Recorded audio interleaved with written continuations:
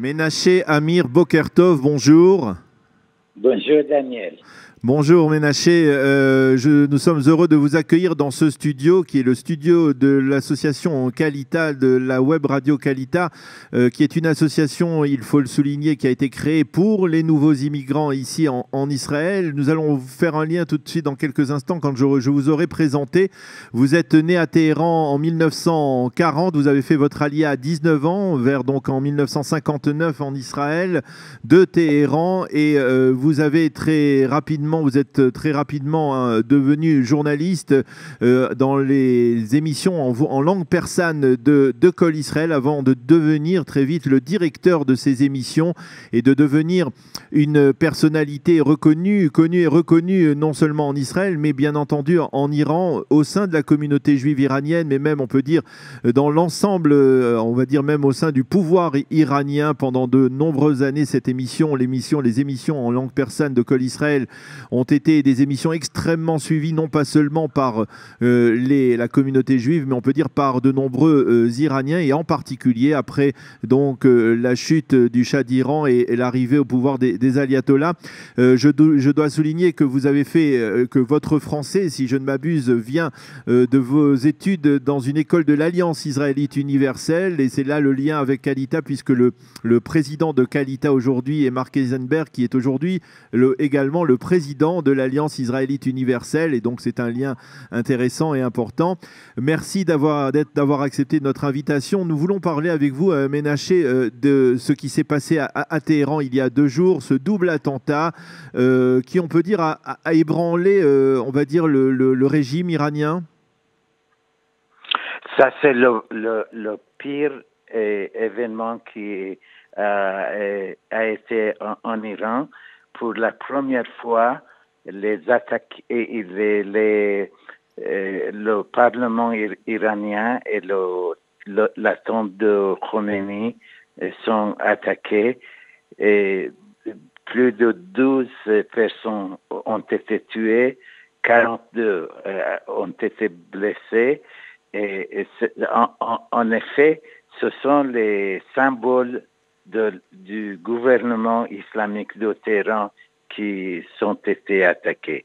Et c'est très grave, et ça montre que le gouvernement ou le régime en Iran n'a pas suffisamment les possibilités de garder des citoyens et de prévenir des attaques comme ça. Est-ce qu'il y avait, on avait le sentiment qu'il y avait une sorte d'accord tacite, on va dire, entre les extrémistes de Daesh, les terroristes de Daesh et l'Iran, sur le fait que, eh bien, même si les terroristes de Daesh sont des gens cruels, on le sait, on l'a vu au cours des dernières années, eh bien, l'Iran, c'était, on va dire, un territoire, c'était exterritorial pour Daesh, et que l'on ne s'attaquait pas à l'Iran. Il n'y avait pas un accord de ce type, même tacite? Non, pas du tout, pas du tout.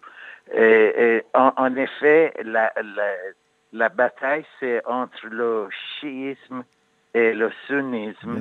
Et Iran, comme un gouvernement qui peut propager le chiisme, Iran combat en Syrie contre Daesh.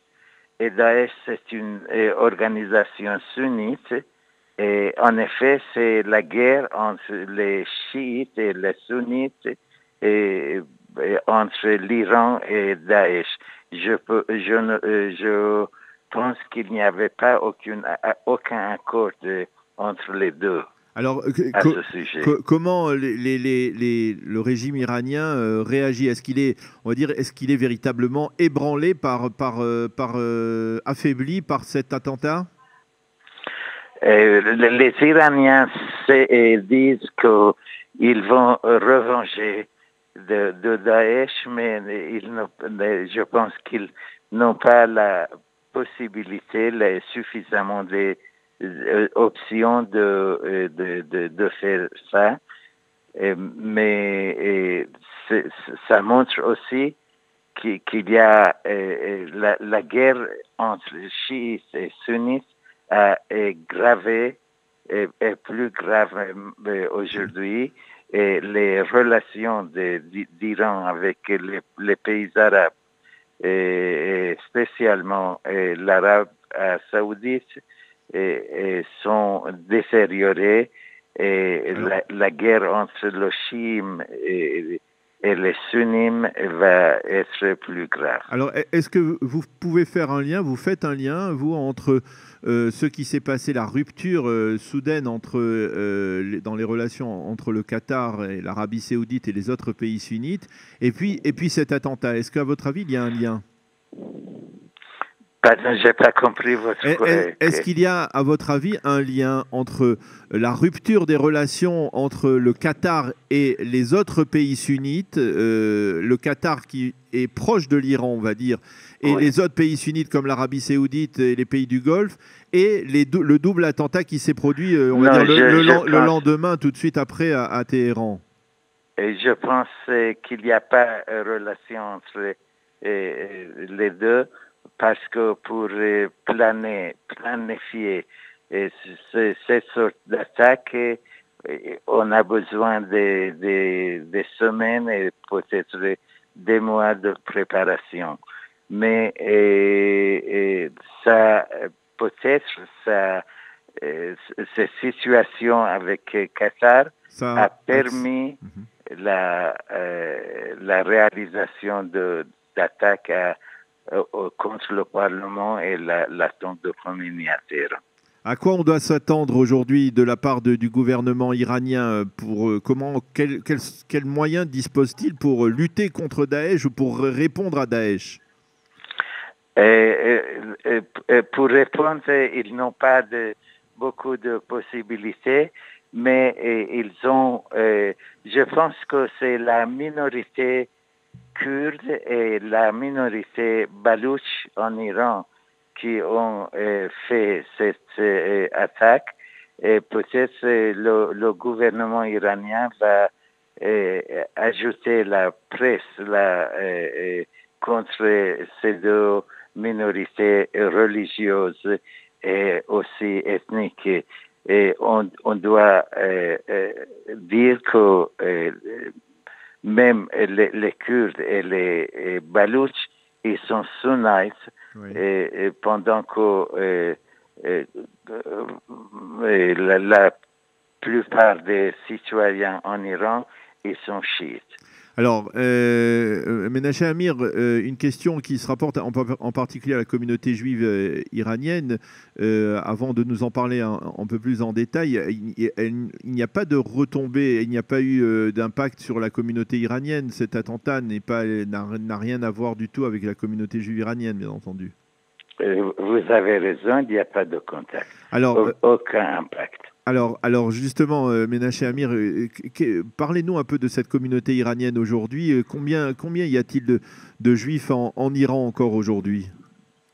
Je pense ils ont resté 8000 juifs en Iran. La plupart sont des vieilles et des vieux, et des gens qui ne peuvent pas faire alia ou bien quitter l'Iran pour le moment, et on peut dire qu'ils ont la sécurité, ils ont leur vie, et il n'y a pas de suppression contre eux.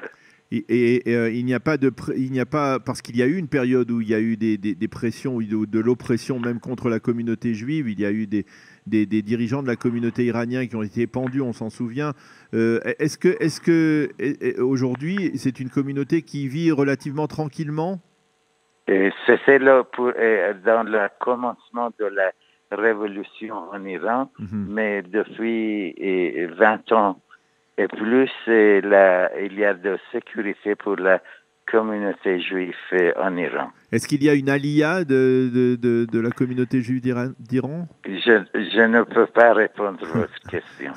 Vous m'excusez. Alors, je voulais vous demander, je vous ai présenté comme une personnalité très célèbre en Iran. Je voudrais que vous nous racontiez un peu l'impact que pouvaient avoir vos émissions à l'époque, on va dire en particulier, je pense, dans les années 80, après la révolution iranienne et l'arrivée au pouvoir de l'ayatollah Khomeini. Quel était l'impact qu'avaient vos émissions à partir de Jérusalem, de Kol Israël de Jérusalem, vers l'ensemble du territoire iranien. Combien il y a, est-ce que vous savez combien il y avait d'auditeurs qui vous suivaient? Je ne sais pas exactement le nombre de nos auditeurs, mais à cause de ce qui a été publié par les journaux étrangers, il y avait 1 million d'Iraniens qui écoutaient notre émission chaque jour. Et nous avions un grand impact sur les opinions en Iran. Vous pouvez écouter notre programme chaque dimanche que nous parlions avec les citoyens en Iran et nous demandions au sujet de la enmity, de la lutte de régime en Iran contre Israël, et les citoyens iraniens ont expressé les opinions qui étaient plus support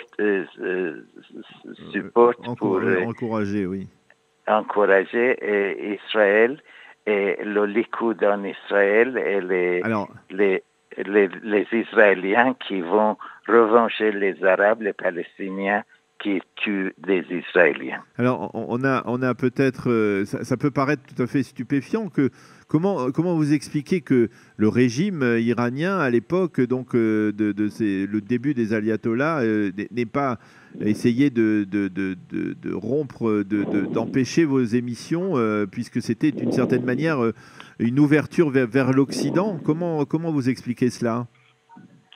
L'explication est qu'il y a une grande différence entre le régime en Iran qui veut détruire Israël avec les citoyens iraniens qui n'aiment pas le régime, qui ils veulent avoir des relations amicales avec Israël. Vous vous souvenez d'une réaction particulièrement émouvante d'un Iranien qui vous a parlé, avec qui vous avez été en contact et qui vous a dit l'importance de votre émission pour eux? Je pense que chaque fois que les Israéliens ont été tués par les Palestiniens, notre auditeur en Iran ont expressé sympathie pour Israël et dans un cas, et quand il y avait des missiles iraniens écrits qu'on doit détruire Israël, il y avait un pilote iranien qui nous a contactés. Il a dit qu'il veut venir en Israël pour défendre notre pays contre les missiles iraniens.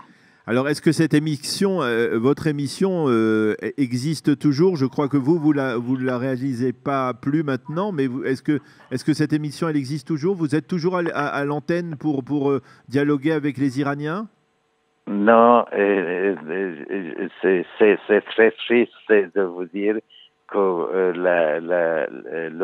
la nouvelle organisation... Le nouveau consortium médiatique, oui. Oui. Ils ont ignoré totalement qu'il y avait une émission en langue persane. Pour le moment, nous n'avons pas l'émission. Nous attendons les décisions pour... Ça veut dire que jusqu'à il y a quelques semaines, il y avait encore cette émission, mais maintenant, elle n'y existe plus?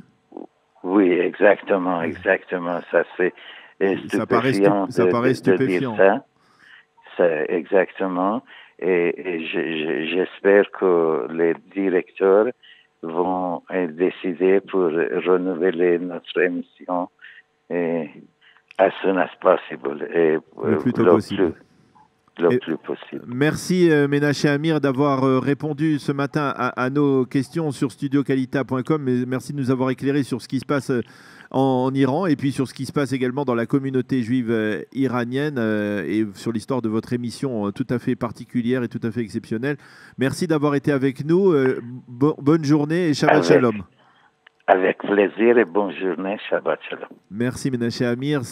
Il est 8h27 sur studiokalita.com. Dans quelques secondes, vous retrouverez la chronique Un jour, notre histoire que nous présente chaque matin Eliana Gurfin-Kekel en attendant une page musicale en ce vendredi.